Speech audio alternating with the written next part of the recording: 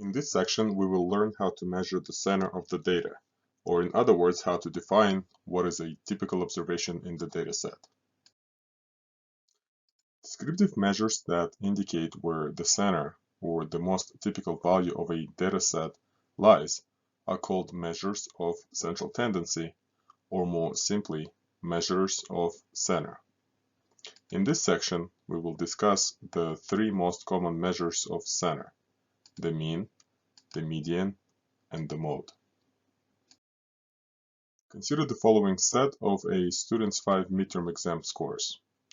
The mean of a dataset is the sum of the observations divided by the number of observations. For example, in this case, the mean of the dataset is the sum of all 5 numbers divided by 5, which is equal to 88. Let's drop the lowest exam score, so that now we have only 179. The mean of the 4 remaining numbers is the sum of all 4 of them divided by 4, which is equal to 90.25. Consider the original set of the same 5 midterm exam scores. The median of the dataset is the middle number that divides the bottom 50% of the data from the top 50%. For example, the median of the given dataset is 86, because if we arrange the data in increasing order, the number 86 is such that there are 2 numbers below it, and the other 2 numbers are above it. Let's drop the lowest exam score again, so that now we have only 179. The median of the 4 remaining numbers is the middle number by definition. But since there is an even number of values in the data set, we are going to obtain the middle value by finding the average of the middle 2 values. In this example, the median of the data is 91. Consider the original set of the same 5 midterm exam scores. The mode of a dataset is the most frequently occurring observation in the dataset.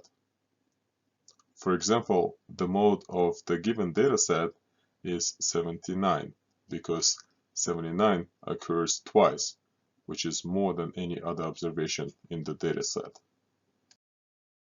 Let's again drop the lowest exam score, so that now we have only 179. The mode of the 4 remaining numbers is still the most frequent observation, which in this case does not exist, since every observation occurs the same number of times.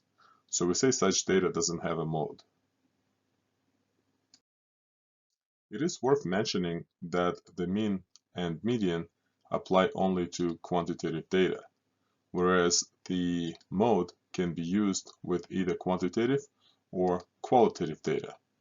Thus, while the mode appears to be the least useful among the 3 measures of central tendency, it is the only way to assess the center for qualitative data. But when working with quantitative data, we still have to choose between the mean and the median. Let's consider the following example. We have 4 people labeled A, B, C, and D that make the following annual salaries.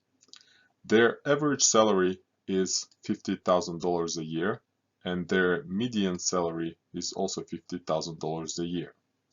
Now let's say a person E moves in to the neighborhood, and his salary is $300,000 a year.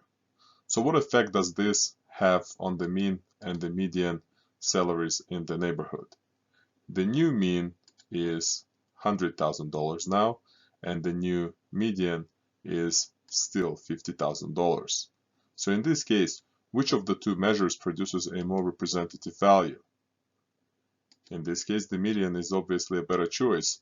For example, if Toyota company was considering building a Lexus or Scion dealership in the neighborhood, and they were only considering the mean, it would appear that an average person in this neighborhood can afford a Lexus, when in reality only one person can afford it. So what exactly the difference between the mean and the median? To understand the differences between the 2, we introduce a new term. A resistant measure is not sensitive to the influence of a few extreme observations.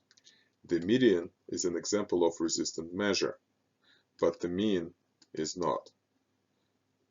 Usually we use the median for house prices and salaries, and for everything else we would prefer the mean. One way to make the mean more resistant is to remove a percentage of the smallest and/or largest observations before computing the mean. Such measure is called a trimmed or truncated mean. A professor dropping the lowest midterm exam score is an example of a truncated mean. Let's consider a larger data set and compute its mode, mean, and median. The modes are 51 and 54 because they have the highest frequency of 5. The mean is 55.02, the average of all 45 values.